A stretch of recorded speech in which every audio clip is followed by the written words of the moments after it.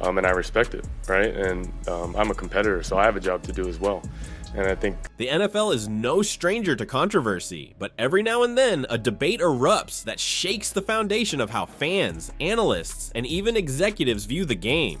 The quarterback position has always been the most scrutinized, the most dissected, and the most glorified role in football. It's the seat of leadership, the spotlight of fame, and the burden of expectations. But when two young quarterbacks step into that spotlight, each with different skill sets, reputations, and personalities, the battle for supremacy turns into something bigger than football. It becomes a drama about image, resilience, perception, and legacy. That is exactly what has unfolded in the wake of Dillon Gabriel's debut and the rising tide surrounding Shedeur Sanders. Colin Cowherd, one of the most polarizing voices in sports media, threw gasoline on this fire when he declared that Gabriel simply wasn't the long-term answer. In Cowherd's eyes, size matters, and in Gabriel's case, that size became a red flag. I have a hard time building around him, Cowherd said bluntly, his voice carrying the authority of someone unafraid to swim against the tide. Gabriel, he argued, might have flashed in moments, but the physical limitations were undeniable. In the harsh world of the NFL, those limitations aren't just minor details, they can be career-defining flaws. Then came the bombshell.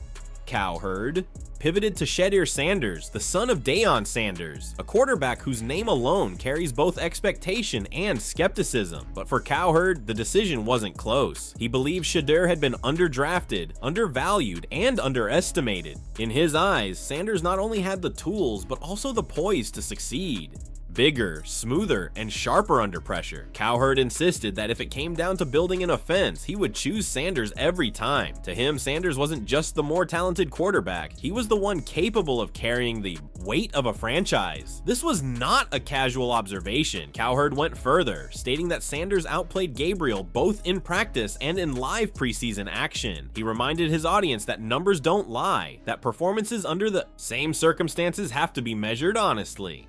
If Sanders moved the offense with more precision, if he handled defensive pressure with more grace, then the conversation shouldn't be about Gabriel holding steady. It should be about why Sanders wasn't given the same opportunity to prove himself as a starter. Yet even with his conviction, Cowherd recognized the NFL's cautious reality. He explained that general managers, especially those guiding struggling franchises, often seek something safe. They want quarterbacks who won't stir the pot, who won't attract media storms, and who won't draw attention beyond the field. They prefer great but boring, Cowherd said, painting a picture of executives more concerned about stability than excitement. And in this light, Dillon Gabriel represented exactly that. Steady, composed, not flashy, but safe. Shedeur Sanders, by contrast, brought the aura of a star, and with that aura comes heightened expectations, scrutiny, and pressure.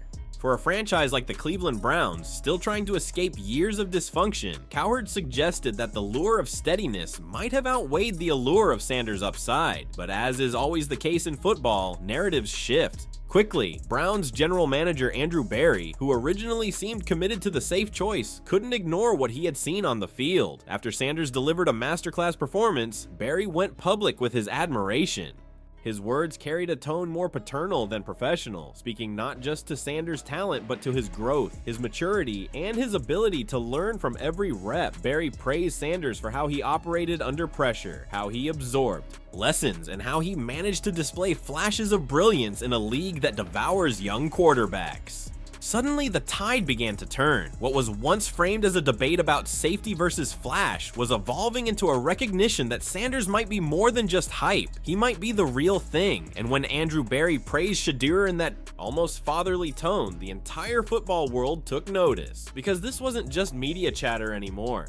This was a general manager, the architect of a franchise, hinting at a changing of the guard. His praise wasn't just words, it was validation. It was the kind of public backing that shifts perception inside locker rooms, among coaching staffs, and across fan bases. Then came another heavyweight voice in the debate, Stephen A. Smith. Known for his passion and his fire, Smith rarely minces words, and this time was no exception. He declared with full conviction that Shedeur Sanders was simply the better quarterback. To him, the evidence was overwhelming. Sanders, under the weight of expectations, had not only delivered but thrived. He had taken the scrutiny, the media, storms, and the pressure of being Deion Sanders' son and turned it into fuel.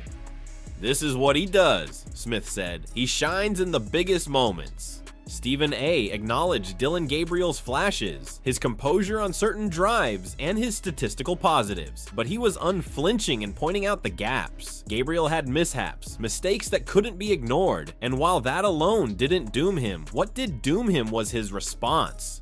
Gabriel, in the aftermath of the game, made comments about Sanders that Stephen A. labeled dumb, idiotic, and self-destructive. For Smith, this was not just poor judgment, it was evidence of a lack of awareness. In his eyes, Gabriel had taken his own performance, one that could have been remembered as promising, and tarnished it by engaging in a petty war of words. Smith didn't hesitate to drive the point home. He emphasized that if Sanders had made those same comments, the media would have crucified him, the scrutiny would have been merciless, the pressure suffocating, yet Gabriel's remarks were brushed aside by some as youthful immaturity. To Smith, this double standard underscored why Sanders' ability to manage media pressure was so impressive. He wasn't just winning on the field, he was winning in the arena of public perception. The drama escalated further when Smith pointed out that Gabriel, by attacking Sanders publicly, had essentially thrown himself into a storm of his own making. "You brought this on yourself," Smith said with exasperation. It wasn't the media, it wasn't the fans, it wasn't even Sanders. It was Gabriel who invited the storm, who put his name into headlines for the wrong reasons, and who allowed distraction to overshadow potential, and that is where the story now stands. Two quarterbacks, both fighting for the same role, both with their strengths and weaknesses, but only one emerging as the face of resilience. Gabriel may have the steadiness that appeals to cautious executives, but Sanders has the charisma, the poise, and the ability to rise under pressure that cannot be ignored. As the debate rages on, the league itself watches closely, because in a sport where narratives shape careers, perception often becomes reality. The question now isn't just about who will start for the Browns, it's about what kind of quarterbacks the NFL values most in 2025. Do teams still crave the safe, quiet, and steady hands like Dillon Gabriel, or are they finally ready to embrace quarterbacks who not only play well, but also carry the star power to change the trajectory of a franchise?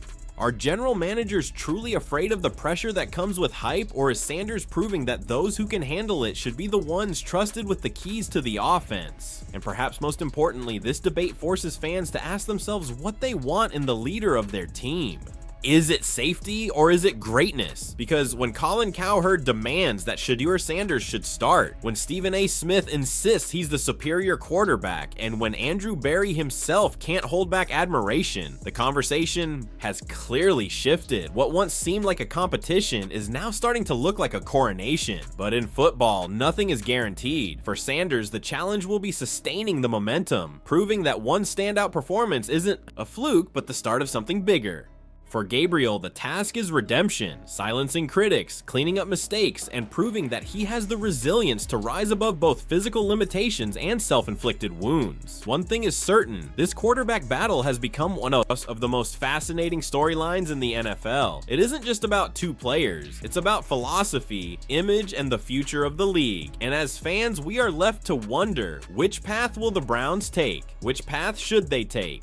Now we turn to you. Who do you believe deserves the edge in this quarterback competition? Dillon Gabriel, the steady hand with composure under pressure, or Shedeur Sanders, the dynamic star thriving in the spotlight? Do you agree with Colin Cowherd that the Browns may have played it too safe with Gabriel, or do you side with Stephen A. Smith, who argues Sanders is built for these moments? And how much do you think off-field comments and media management truly affect a quarterback's future? Drop your thoughts in the comments, and don't forget to like this video and subscribe for more in-depth coverage of the NFL's most dramatic storylines. Because if one thing is clear, this debate is only just beginning.